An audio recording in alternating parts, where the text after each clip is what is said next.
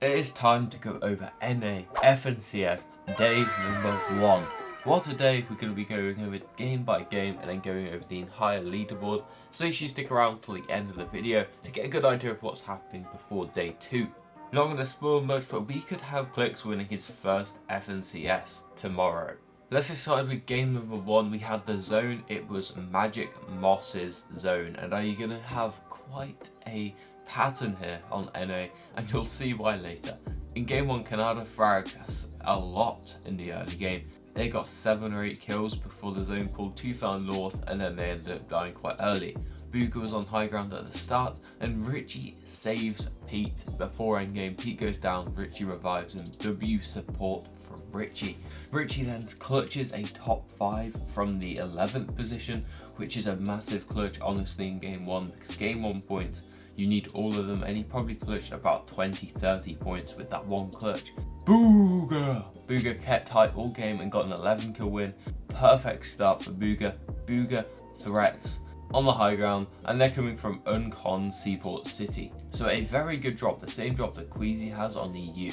In game 2, we had another Magic Moss's zone, exactly on Magic Moss's. This is genuinely crazy, by the way, and this is only the start. You wait till you hear the rest of the zones. Now in this zone, Pete takes height quite early on, and they end up getting height and keeping it for most of the game. The North zones are really messing Canada's team and Acorn's team up, and it's really hard to watch, to be honest, because these teams are super talented. They just need some zones going in their direction. Pete dies on height to threats, leaving Richie and Cold as a duo from height. Cooper has a great clutch as a solo, and Richie and Cold clutch the game from high ground. Honestly, I was cheering during this part because Richie is actually beating the carried allegations, and I'm all here for it. Bro is not getting carried, bro is the carry, you know what I'm trying to say? In game 3, we have another Magic Moss's zone, and you might be thinking, wow, another one, 3 out of 3. Yep, pretty much exactly the same zone, 3 out of 3 games. This is genuinely crazy to me, and this is when the casters made the game. This is why it's called North America, because all the zones are going north, exactly the same as EU yesterday. Curve Shadow and Tyler started on the high ground here, and then Muzz managed to take it off them. Richie lasted alive again in a top 5 situation. Now he wasn't alive for too much longer than the others, but still, Richie, you're my king this tournament, honestly. You're keeping Peterbot in the running. We had such a cool ending to this game. Higgs and Iomzo were going crazy in the end game, backed up by Clix's supporting, and then at the end we had a Clix 3v3 versus Muzz, Rise and Yapko, Iomzo, Clix and Higgs. Now this was a crazy fight. Clix killed Yapko, and I believe Muzz killed someone on Clix's team, and then Clix managed to then get the other 2 kills as well, leading to a pretty much Clix 3v1 to win the game. Let's just put it this way, he was the only one live when he killed the final player, so we can probably count that as a 3v1. Clix looked so composed, and when we look back at his stream, he looked so ready to win that game. He looked so calm and collected and even thoughtful, and I love to see it, to be honest, because we might be getting Clix winning his first FNCS, which could be massive. 14 kill win for them. In game 4, we had a zone to the west of Whiffy Wharf, literally the worst zone I've ever seen in my life. The left of Whiffy Wharf. Whiffy Wharf is already the most west POI on the map. We're literally going into Narnia on the left side of the map.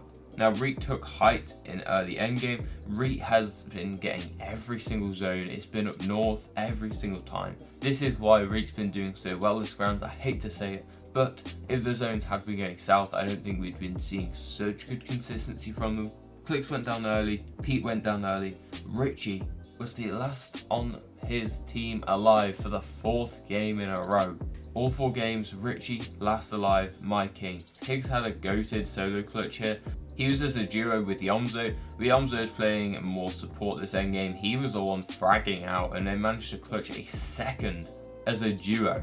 Now this is very impressive. Clix unfortunately died earlier to overpeaking, but Higgs and Iomzo were clearly on form today, as well as Clix, to be honest, as we saw from the last game. Muzz won from height in the end.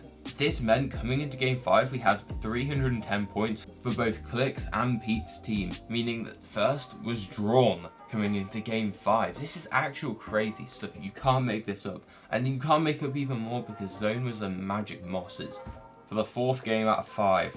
In this game, Pete started fighting more for a surge instead of the original base strategy. I don't know whether he wasn't getting enough tags out of Crime City, but he ended up keying a couple teams this game, which I found quite fun to watch. Now, one of the casters, I'm not sure who it was, made a really funny joke. They're all around brutal box cars and stuff, and they're not rotating. One of the casters says, I'm not sure why they're down there. They all have to be heading over to Magic Mosses. And he could be more right, because it pulls Magic Mosses. Oh my god. Poyo was on height the entire endgame. Super impressive from Poyo, Acorn and Aegis, managing to take high ground in this awful zone for them. Honestly, they have been really hard done by the zones today. Magic Mosses is not a good zone, and I've had it 4 games out of 5, and then for the West Whiffy Wolf zone the other game. Pete had a little solo clutch, then he sold with a flopper, he killed Clix, and then as he was popping the flop, he switched to his other loadout item before it finished, so he ended up not getting the health and dying to Storm. Higgs and Iomzo win as a duo, but honestly, Clix played a major part in this game, got them to endgame, all of that good stuff, and even in endgame, he's playing incredible today, I have to say.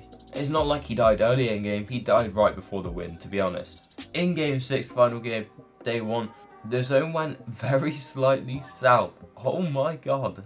About time we had a left of Masked Meadows zone, so we had a south zone, thank the Lord. Clix go down early, he had a good day 1 though, so we can't really be too angry. And Acorn Surge still wasn't good on the first south zone. They were clearly getting used to playing on the north zones. Everyone was expecting a north zone, so everyone played for a north zone. And we ended up having a lot of teams go down because of it.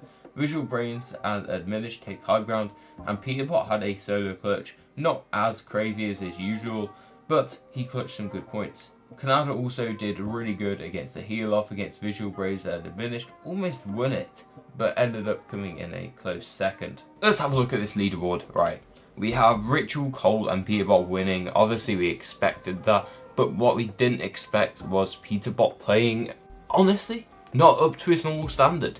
He had some solo clutches, but those first 4 games were not good from him.